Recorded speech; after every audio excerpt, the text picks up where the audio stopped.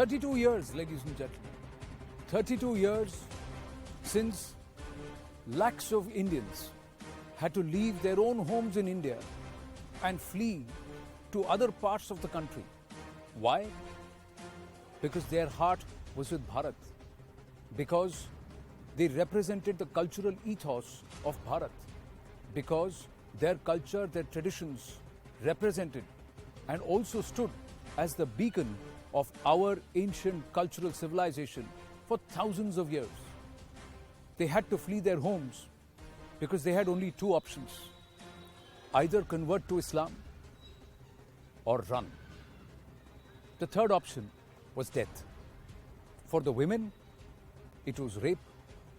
For the women, it was brutalizing. For the women, it was forced conversions. Because this was the language that was spoken there. Pandit chale jao, Panditan hamare saath rahengi. 32 years, no justice. 32 years, no going back home. 32 years, a story that's been forgotten by our own people.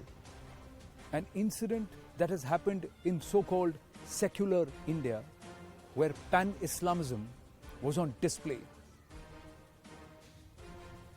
How is it fair? Today, in the heart of the national capital, there are groups, there are families, there are generations. Those that bore the brunt of it, those that saw their loved ones bear the brunt of it, and those who are born long after they were uprooted. But the heart still lies in Kashmir. Let's speak to some of them today. Amit Raina, namaste, and I'm going to start with you, or aap sabko mera namaste. And thank you for doing this. This is a small temple behind in this very little society, but this temple is also something that you are taking along with you as a symbol of your culture and our civilization. Yes, I think the temple represents, or as you rightly said, is an anchor which connects us back to home. And Shiva being the deity which we worship all, it is something. And we come every day here. We also have a small ashram here of a local Kashmiri saint, Bhagwan Gopinath, and we come every day here. Most of us come every day here with prayers on our lips saying that, hey Shiva, take us back home, and when will be that day? This is also important for us because our children who have grown and born in exile, they also need places which they can identify and come and understand what our culture is all about, what our traditions all are about, and why Kashmir is important for existence of Kashmiri Pandit community. We are a minuscule community, so it is very important that we keep on imbibing our traditions, our cultures, our values in our children, so that if it's a long struggle, if it's a long fight, we are there, they will continue the battle to go back home. Let's start with you, Amit. How old were you, and where is your home in Kashmir? I was 14-year-old, and my home in Kashmir was in Srinagar. In Srinagar, proper city? Proper city. What happened? It was a mayhem because from beginning of December, and in fact beginning of September, when Tiklal Taplu was killed, it was clear that Kashmiri Pandits are being targeted. And then the series of Kashmiri Pandits were killed, prominent Kashmiri Pandits were killed, Kashmiri businesses were attacked. I myself was injured in one of the bomb blasts, and another friend of mine was seriously injured. So there were attacks which were on Kashmiri Pandits clearly, and post the release of the 5 terrorists by VP Singh government and Mufti Muhammad Saeed, it emboldened the terrorists, and they said it is time that we throw the Kashmiri Pandits out. I myself left with a thought that 15 days I will be back, and the first time I went after 15 days was 15 years. 15 years 15 later. days took me 15 years to go back home. तो अगर 15 दिन में वापस आऊंगा, उसी में 15 साल लग गए, तो अब पूरी तरह से वापस जाऊंगा, उसमें कितने साल लगेंगे? That's another big question. कितने भी साल लगेंगे, जाना तो है ही. How old were you when you had to leave Kashmir? I was around 27-year-old. So was this something which they were trying to, this happened only in 1990, or it had been happening since the 80s? No, it has been happening right from the beginning, right from the inception, whenever I can say, whenever I was born. We did one agitation which went for 50 days And when all Kashmiri Pandits were just hungry on Bhukh Hartal for 50 days. When and was this? That was when that Parmeshwari case, one of our girl was being kidnapped. They wanted to convert all Kashmiri Hindus into the Mohammedans, which we never allowed them to do. So they wanted to Because we convert have and our totally own demographically dignity- change the profile of dignity Kashmir and itself. respect. We can kill ourselves for our dignity, respect and dignity of the country also. We are the Bharat Mata ki Jai people right from the beginning. Where are you from in Kashmir? I'm from Srinagar, the downtown area of Srinagar. And was, when did you move out of Kashmir? March 1990. March 1990. How old were you then? And did I you? was 27. You were also 27. Yeah. So in the prime of your youth, were you married? Did you have No, family? I wasn't married, but I was serving with the J&K government, Hmm. which I still do. Huh. And during that time, we had no option but to leave. Why? There was such a fear, psychosis created, especially the area which I live in. From childhood, we have been accustomed to such type of things and hooliganism from the Islamic people around us. But during 1990, it crossed all limits. It went up to the arms and they started selective killings of younger people. And there were a number of our own friends which got killed during that period. And there were all posters around on our gates, you leave or you die. And when you left, where did you leave? Firstly, from Srinagar we came to Jammu कैसे आए आप? by truck. Truck में बैठे रात में हम लोग एक ट्रक पकड़ लिए. We just picked up a truck which was come for supplies to Srinagar. So there is one supply store in Srinagar city. From that we picked up one truck, put some utensils, daily routine things, and the family. And So during the बाकी night, सब कुछ छोड़ दिया. everything last everything. And then how long were you there in Jammu? Jammu I was till 2000. Till 2000 you were in Jammu Yes. with the family. Yeah. In what conditions were you in? As a refugee can be, it was like that. And then Just you one room. and then in 2000 you left Jammu and came to This I left Jammu and then I came out to this place and then started researching, getting resettled all over again. the lady next to you. दिसंबर और जनवरी में बहुत mayhem हो गया. हर जगह से जुलूस निकाले गए, गालियां दे, जब जाते थे सड़कों पे तो गालियां मिलती थी. इनको जी हम अपना बना लेंगे, ये करेंगे, वो करेंगे, हमें पाकिस्तान बनाना है पंडितों के बगैर पंडितानियों के साथ, ऐसा बताते थे. तो हम लोग रात को 4 बजे निकले हैं. तो पर ये क्या सिर्फ 90 में ही हो रहा था कि उससे पहले भी उससे आपको लगा? पहले भी होता था. अगर पाकिस्तान जीता था तब भी हमें पत्थर मिलते थे, अगर पाकिस्तान हारता था तब भी हमें पत्थर मिलते थे.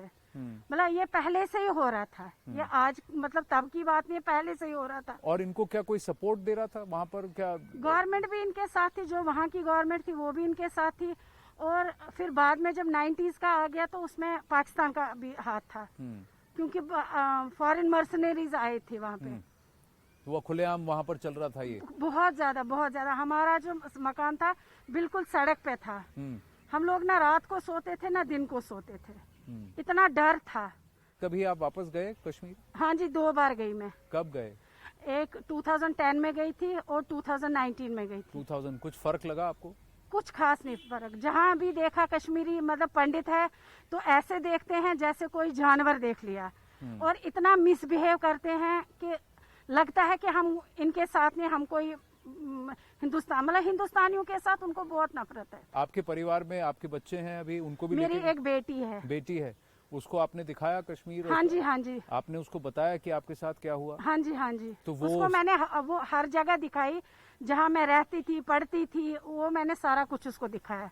पर क्या उनका एक कनेक्शन है कि जो आप पर गुजरी वो जो दर्द है उसको क्या वो समझते हैं? हाँ जी, समझते हैं. वो समझते हैं. So one generation that suffered, one generation that's been born here. Where were you born? What's your name? My name is Neil Pandita, and Neil, I hi was Neil. born here in Delhi, Vaishali. And though I don't have my own story about Kashmir, but I have been lucky enough to know about so much about Kashmir. I have been actively working in many organizations like Roots in Kashmir, and I have learned so many new things about Kashmir and how the environment was there, how my parents, my relatives suffered there during those harsh times. My grandparents, my parents, my relatives, and many other people have told me numerous stories, some of even too barbaric or cruel to mention even on national television. But the only thing that I could gather is that it is almost ironic that there are now protests in Kashmir for human rights for terrorists. They say that the human rights of terrorists are being violated, they are not treated well. Where were our human rights during those times? And my parents took me to Kashmir in 2013 when I was 6 or 7 years old. And when we entered the Srinagar airport, my mum and my aunt took out their jewelry, their tika, their Mangal Sutra, because they were terrified that someone would attack them. Even though it was a modern day Kashmir, it was not 1990. But there are many who still retain their surnames like Bhatt. They retain surnames like Vani. They know there are many others who retain these surnames, Mr. Pandita. Pandit also, they are Correct. Khan Pandit, Muhammad Ayub Pandit, who was lynched outside the masjid there.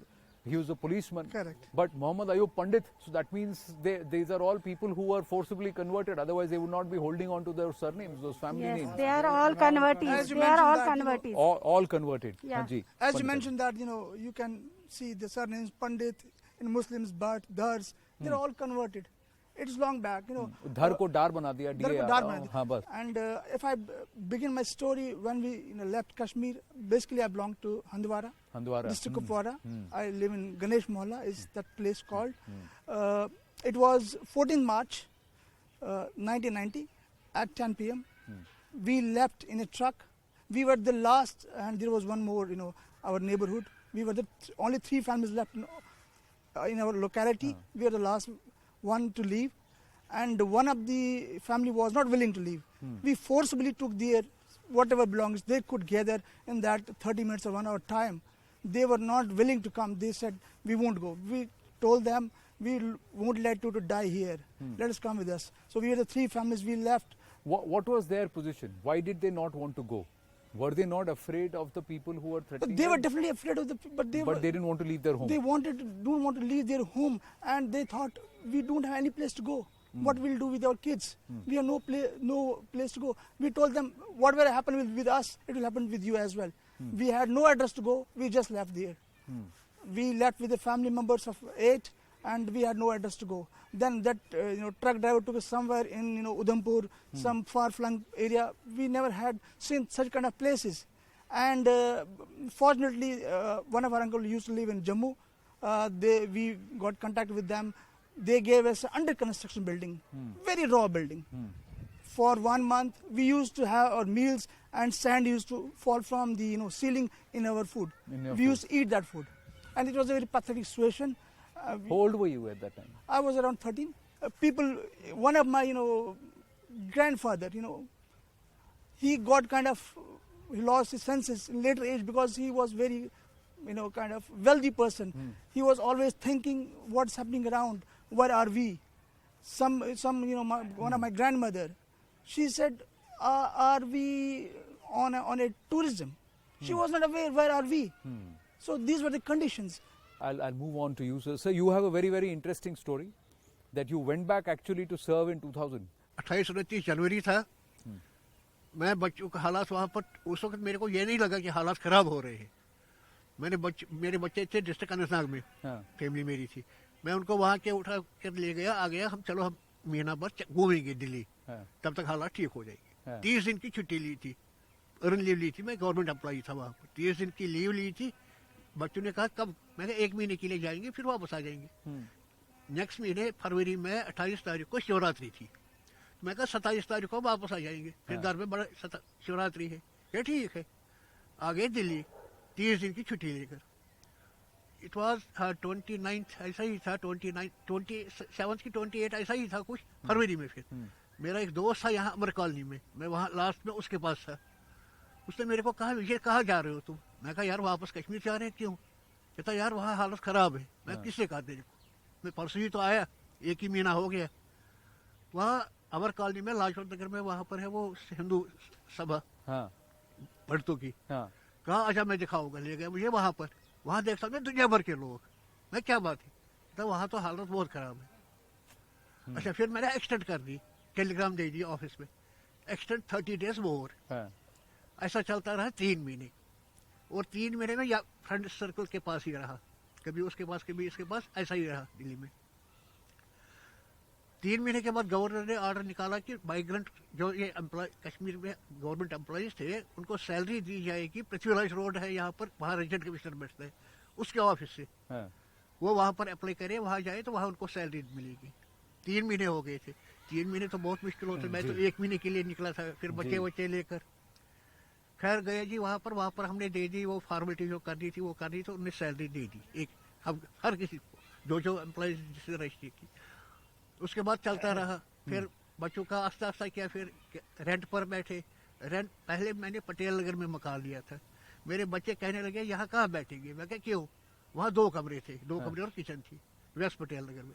कहते यहाँ तो जगह ही नहीं है। वहाँ हमारा घर था 3 मंजिल, 3 मंजिल का घर था और यहाँ दो कमरे। शार्ट में ये है कि 2003 में मैं एक दिन ऑफिस गया था यहाँ पृथ्वीराज रोड सैलरी लेने। हम उसके पास गए कि शिवरात्रि आने वाली है, सैलरी अभी नहीं हो रही है। कहता आप लोग ये पंडित लोग यहाँ पर ही नखरे करते हो, जाओ वहाँ जाके दिखा दो कश्मीर जाके। मैं कहा अगर तुम्हारी हिम्मत है मेरे को ट्रांसफर कर लो। कहता दे दो लिख के। मैंने लिख के दे दिया जी, विदाउट थिंकिंग क्या बनेगा क्या नहीं बनेगा, मैंने लिख कर दे दिया। I willing to go back. वहाँ हालात ठीक हो गई, भेजो मेरे को वापस। 6 महीने लगे उस केस को। होम मिनिस्ट्री को भेजा, वहाँ पर होम डिपार्टमेंट को भेजा, उसको भेजा, इसको भेजा। भाई आप जाने को तैयार हैं? पहले आपको कहा आप नहीं जाना चाहते हैं, ड्रामा कर रहे हैं, फिर आपने कहा आप जाने को तैयार हैं, और 6 महीने अप्रूवल निकालने में लग गए, ऑर्डर निकालने में। फिर गवर्नमेंट ने ऑर्डर निकाला। अच्छा, फिर वहाँ पर भी चीफ इंजीनियर को बोला गया, मैं R&B में काम करता, चीफ इंजीनियर को बोला गया इसको प्रॉपर सिटी में रख देना, गाँव वाँव में पोस्टिंग मत करना। ये माइग्रेंट आया है कश्मीर वहाँ से, माइग्रेंट आया है वहाँ से। आप अपने घर वापस जा रहे हैं, आपको फिर भी माइग्रेंट कहते हैं? वहाँ पर ऑर्डर में लिखा था वो माइग्रेंट। तो जब ये वापस 2003 में जा रहे थे तो आपको कैसा लगा था? आपने मना किया था? टेंशन तो थी। तो फिर मैंने कहा चलो अब, मगर भगवान पर थोड़ा विश्वास था। मैंने कहा ठीक ही रखेगा, लेकिन टेंशन थी। कभी टीवी पर देखते थे वहाँ ये हुआ, तो मैं उनको फोन लगा, आप घर में ही हो ना, बाहर मत निकलना, वहाँ ऐसा है, उधर ये है, ये मतलब टेंशन तो रहता ही था जब तक ये वापस आ गए। पर जब ये वाकया हुआ तब आपको भी लग रहा था कि माहौल खराब हो रहा है? माहौल क्या, बहुत ज्यादा खराब था। मेरे तो बिल्कुल छोटे छोटे बच्चे थे। मैं तो यहाँ ही, बुढ़ापा भी आया तो जवानी भी यही खत्म हो गई। तो ये मैं मायके गई थी 8-10 दिन के लिए। फिर जब ज्यादा ये वहाँ आगे कहते चलो हम फिलहाल जाएंगे। मैं तो ऐसे मतलब थोड़े से कपड़े साथ ही निकले, वहाँ भी बहुत ज्यादा खराब था। मेरी मम्मी ने खाना बढ़िया बनाया, अब हम बड़े आराम से बैठे तो जुलूस इतना बड़ा निकला।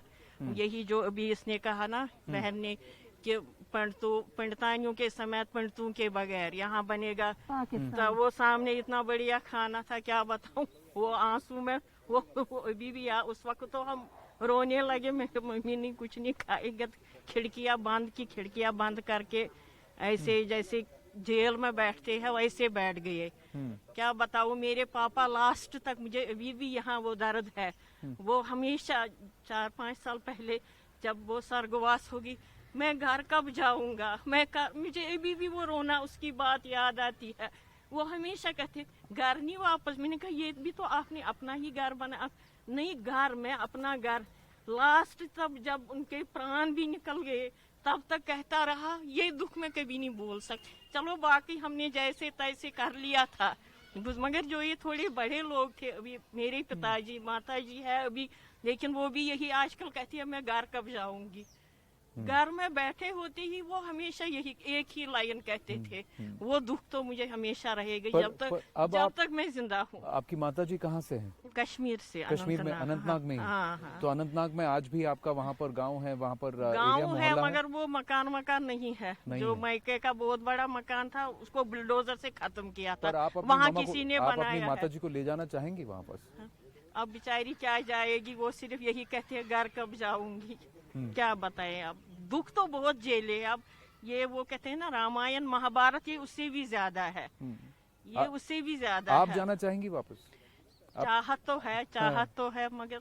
आप कब आई? हम 90s में आए थे, जनवरी में। वहाँ पर हमारे पोस्ट ऑफिस के पीछे बॉम्ब फट गया था और मेरी जो मदर इन लॉ थी वो डर गई।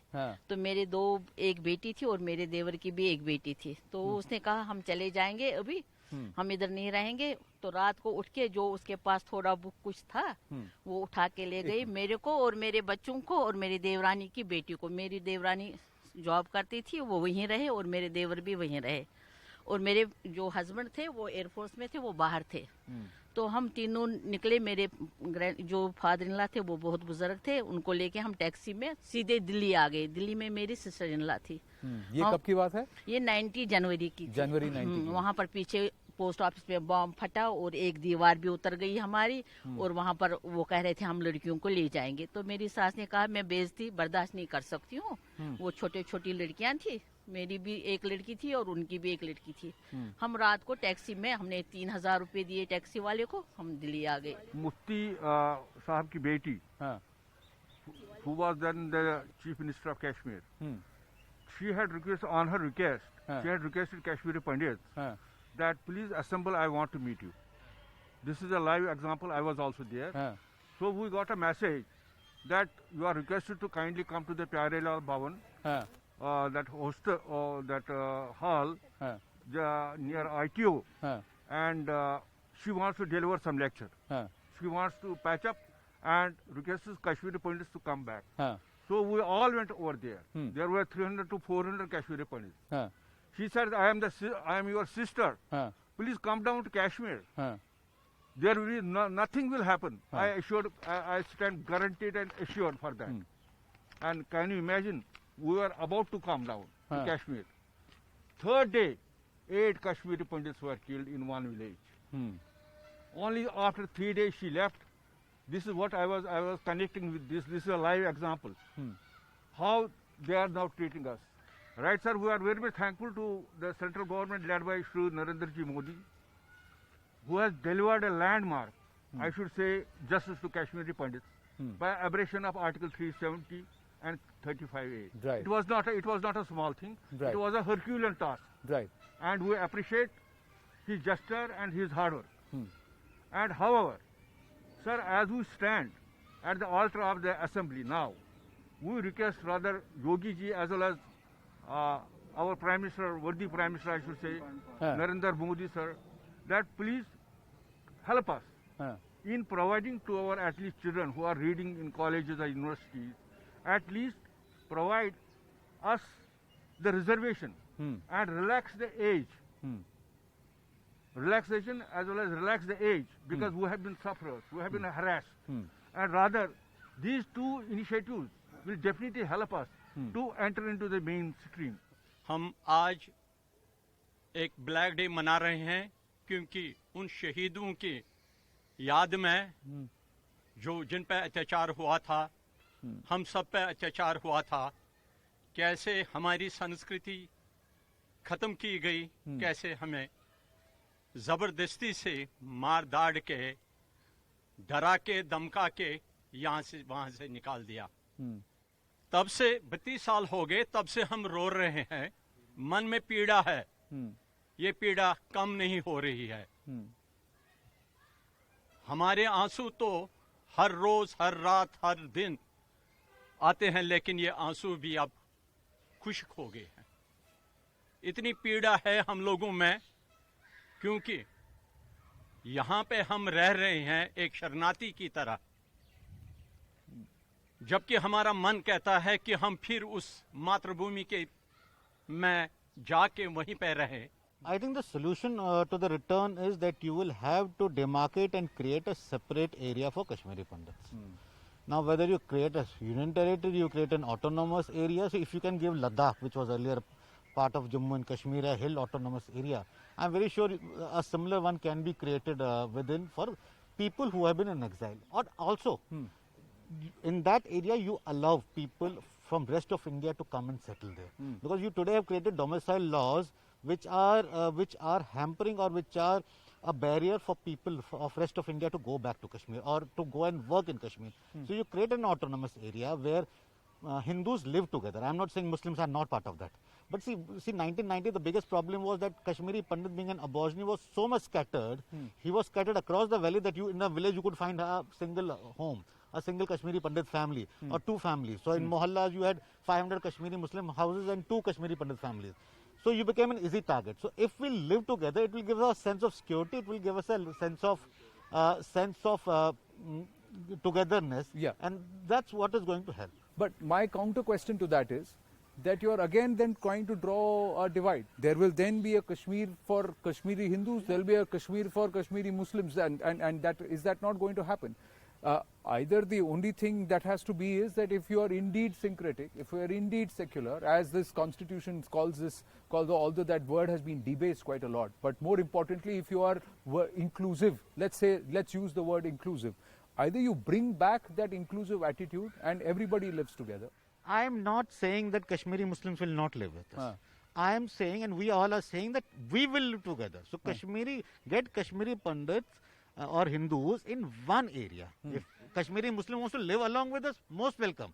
We are not saying displace that population, but you put us in one area where we are. So you are saying you create a township where at least a few thousand Kashmiri Hindus can live together. Exactly, Anand. So that because that collective or in terms of number also gives you a sense of social security.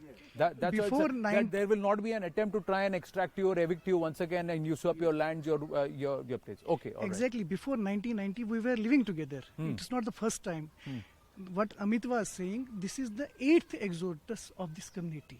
8th exodus. Not from the 1947. You have to go back to the histories. And the point, we may settle back to our homes or places wherever we can, but we don't have any guarantee after 30 years, 20 years or 100 years, we may be again eliminated, uprooted from that place. We don't want to do that sin for our next generations to come. Our humble request with the government of India, they should come up with a foolproof arrangements for the settlement of the Kashmiri Pandits. We need a judicial probe, which never had last 30. It is a genocide. It's a genocide for the 5 lakh people. And there was not a single inquiry constituted on that. Correct. In 90s, we have the priority for the Gulf War, we have the Iraq War, we have the Rath Yatra. I don't say that those are the important, but in your own country, 5 lakh people were thrown out in a single day, and there was not a single national media was involved. Internationally, this news was not. It took us time to convince people here. We are not the migrant birds who came from one place to another place. There was an ethnic cleanse to this community. Now, coming back to the solution of, we need minimum 3 points from the government. They should constitute any judicial inquiry on this. Any Supreme Court judge, whoever, they will come up and he should inquire for this. And the killings, we have around 1,300, 1,400. We don't have the complete affairs with, you may vary with the figures. No single conviction has been done on those cases. We demand justice for those martyrs who have been killed. Do you not believe that there needs to be a cultural revivalism? Do you not believe that we actually have to go back to reviving Shaivism, to revive the traditions for which Kashmir always stood for, to revive language, the language Kashmiri itself, the Sanskrit itself? All of this, is that also not important? It's far more important than anything else, I would say. The purpose of having an assembly over here, a temple over here, that's actually the reason why we kind of had this kind of a building or a monument over here, where actually we can connect outside Kashmir. But if at all we have to go back to Kashmir, definitely, as you said, that cultural loss that we have had over all these years, our children, they don't understand Kashmir that well because they have not been living there.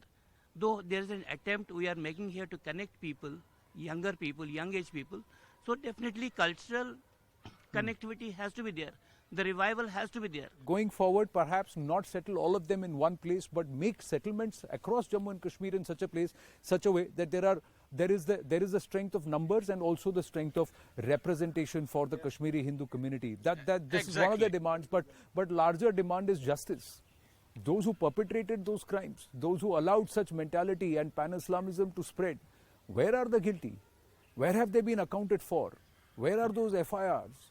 And where is a sense of closure for lakhs of people, and of course at least 2 more generations over the last 32 years. I thank you all for taking the time. Thank you very much. Thank you very, very much. Thank you very, very much. Thank you so much, Sapyo.